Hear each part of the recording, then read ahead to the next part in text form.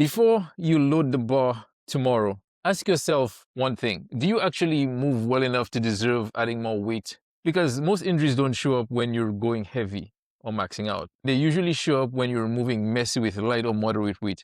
Today, we're going to clean all that up. Welcome back to the Ready for More podcast, guys, where we believe strength is for everybody. I'm Edie, joined by yours truly, Coach Mark. Today, we're going to be breaking down why movement quality is the real foundation of strength. We're going to be talking about 3 problems, 3 fixes, and a way to find out exactly where your weak links are. Before we jump in, guys, if you've been enjoying the pod, do us a solid, hit the subscribe button, drop a like, and share this episode with somebody. Before we get into the first problem, happy birthday, my man. What's up? How was your day? It was good. It was good. I enjoyed myself. It was pretty low key. Spent it with the family. I went over to my mom's for a late lunch, early dinner with my wife and the boys. Found out both my sons love cheesecake, so that's There you that's a go. new There one you for them. go. There you go. Yeah. All right. Awesome. And finally, we got some time to record the pod, but we have to get it finally. done. Yep. All right. So, Which, by the let's way, get it. we were supposed to record this in the morning, but with everything that happens, it just kind of like derails you. And here we are. At what, Dude, 7 o'clock at no, night? first of all, we were supposed to record it last night, and then I called you, and then I was freaking grilling. And then this morning, we were supposed to do this morning, and then I was caught cooking again. Luckily, I love cooking, but yeah, that's for another show. All right, man, let's get into it. First problem, people rush their reps like they're running late for a flight. It is not that serious, guys. Every rep looks different. So your first rep looks like this, your second rep looks like this. That is not how it should be done. You have no control, and it's all momentum. I'm sure you've seen that, Mark. Yeah, I have a lot to say about this, but what I find is behind the rushed reps is an attempt at quantity, right? So we're always talking about quality over quantity, but literally somebody will be rushing their reps because they'll think, I have to get through all 10 of these to get closer to the goal, to accomplish what I want. Not thinking that in rushing for those reps, you are compromising on structure, you're compromising on quality. And as you compromise on quality, you compromise on stimulation to your muscles. As you move through a range of motion correctly, you stimulate the muscles in that movement to their maximum capacity. If you're rushing through it, if you're doing all kinds of compensations to hit that number, you're skipping certain, you're leaving gains on the table. Exactly. And it all depends on what you're looking for, especially if you're going for hypertrophy or muscle growth. You have to think, yes, you have to stimulate that working muscle. So you actually have to activate that working muscle before it actually moves. And you just have to slow down, because usually when you are just rushing through a rep, you are trying to hide something. That is what I usually see. So, simple fix. You simply use tempo. What do you say about tempo? That's the first fix. Fix number 1, tempo. So there are a few applications for tempo. In this regard, when you use tempo and you slow things down, you cause a lot more things to fire up. The more you can control the movement, the more stable you are in it, the more strength you can build on top of it.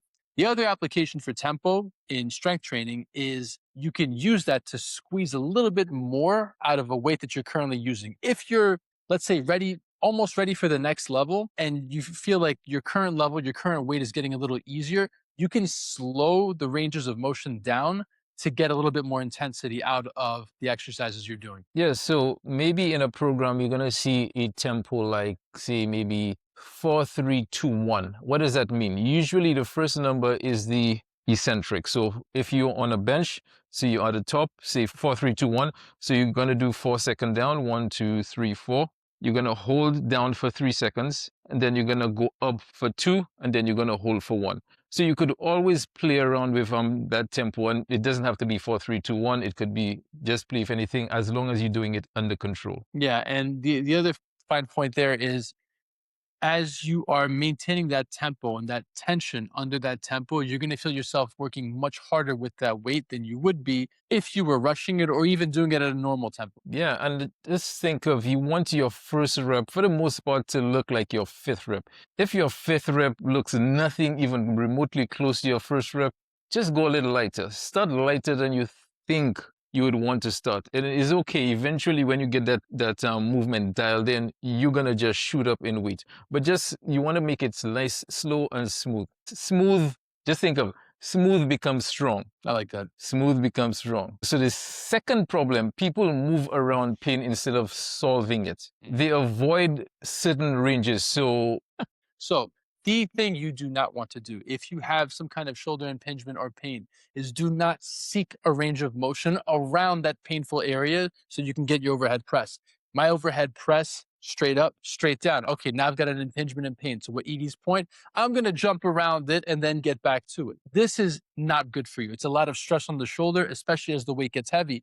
But because I'm being stubborn and I want my overhead press by any means necessary, I'm doing this range of motion that is not good for my shoulder as I'm stubbornly pursuing the lift that I should not be. Yeah, absolutely. Shoulder pain is usually attributed to a number of things. It doesn't have to be one thing. It could, a lot of the times, it is some sort of thoracic mobility in your upper back. So thoracic extension, which is going this way, and thoracic rotation.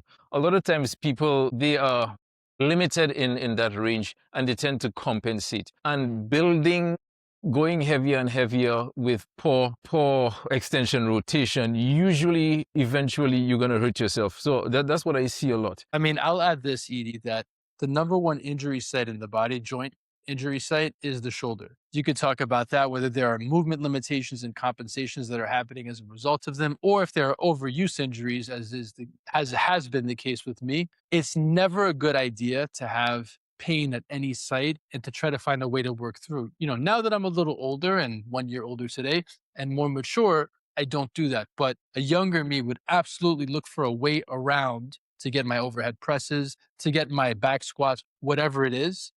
And not only is that potentially risky, but I feel like it's detrimental because you're programming in your head faulty movement patterns, right? You're setting up compensations that could put you at further risk. Yeah, and to add to that, so let's get into the fixes. So first, we want to audit our movements. So if you cannot go this way, if you cannot go this way, that doesn't mean you don't press. Just try to go this way. So you're gonna, instead of doing a dumbbell machine or barbell press, you do a landmine press. So a landmine press would go in this direction as opposed to this direction. This is a little more shoulder friendly, if you will. So your squat. So if you have knee pain during your squat, you either do a box squat, which is you just sit on something, so say a chair or whatever it is. So you just limit your range of motion. So instead of going all the way down, you just limit. So right before that pain, and then you stand up. You get a little more comfortable. You work on your pain, and then you could slowly just go down, down, down. Another thing you can do, you could just elevate your heels so you go a little deeper into your squat. That's for your squat. We never want to work with pain. I always tell my clients discomfort is okay. A little discomfort is okay, but we never want to go through pain.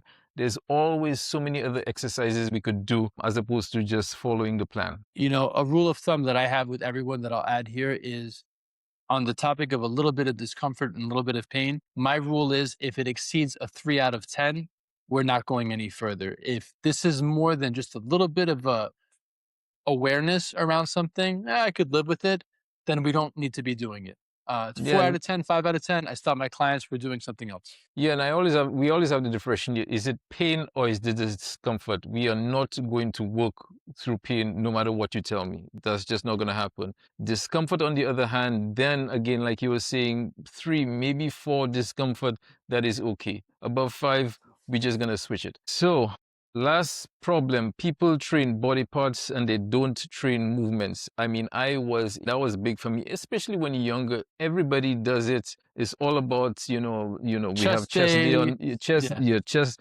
is, chest is Monday, and then bicep, tricep, back day, and legs, But that was fine. It was all about, getting swole when you're younger.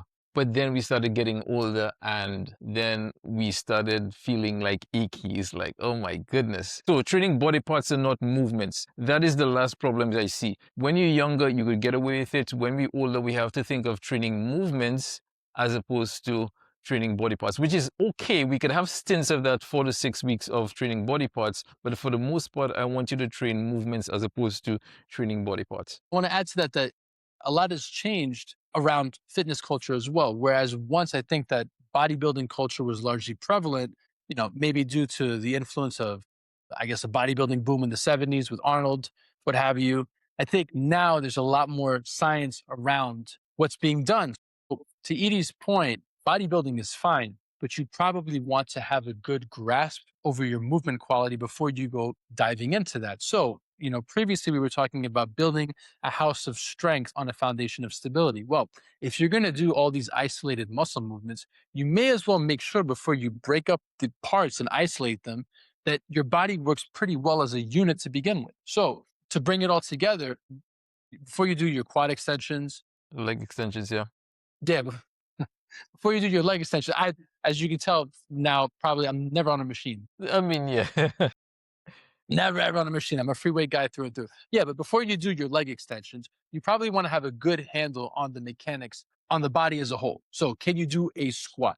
That would be a good precursor before you start doing your leg extensions. Yeah, so absolutely. So yeah, what we want to do to fix train the 5 movement patterns, but we want to implement it into movement as opposed to a single. So instead of doing like a bicep curl, you want to do just do a pull-up. A pull-up will Yeah. hit your back and it'll hit your bicep. A deadlift will hit your traps, your mid-back, your grip, you name it. So we want to implement to do a lot of carries, so Yeah, the movements Edie's talking about, guys, is because I see where he's going with this is push, pull, hinge, squat, and squat carry, right? and carry. Those those are the movements, those are your global movements that you want to have a good handle on before you take your training in any direction that you want to, whatever it is. So we're going to have a quality checklist. So stable core, a smooth path, full range you can control, strong patterns make strong people. Let's say that again. Strong patterns make strong people. Yeah, and to what Edie was talking about with the bicep curls, if you're doing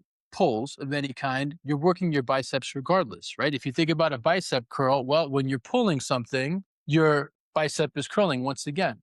When you're pressing, you're working your tricep, right? So before you do your extensions and extend your arm, get good at pressing motions. Yep.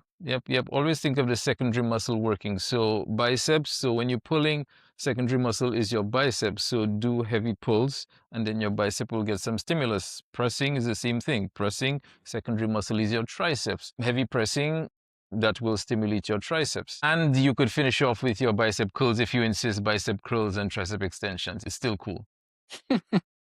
So if you want to get stronger without guessing, start with movement. And if you're not sure where the weak link is, check out our strength audit in the link below.